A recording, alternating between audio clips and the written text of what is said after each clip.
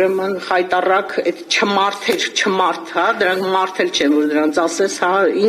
ինչ տեսակի սեռական եւ այլ հայհոյանք ասես կարող են գրել այդ մարդկանց հասցեին, որը ընդհանրապես ասենք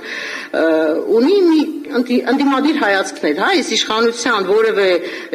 գիծ քննադատում է, որևէ պահվածք, որևէ հայտարարություն, հա, ասենք օրինակ Արցախի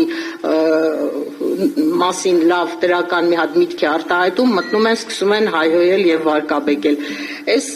Ու պատկերացրեք այս տեսակ իշխանությունը, որը նման գործելավոճ, նման ձեռագիր ունի, պարբերաբար խոսում է ատելության խոսքից։ Այդ փարիսեցիությունը արամի ասած այստեղ է արտահայտվում, որ ուրեմն գնում են նույնիսկ միջազգային լսարաններում գնում են բողոքում են, որ իրենք ատելության խոսքի զոհ են դառնում, իրենք խեղճեր այդ падգամավորները ԿՊԱ-կան շատ տուժում են այդ ատելության խոսքից, երբ որ իրենք այդ ատելության խոսքի հիմնադիրն են, հայրն են, չգիտեմ ինչն են, հա։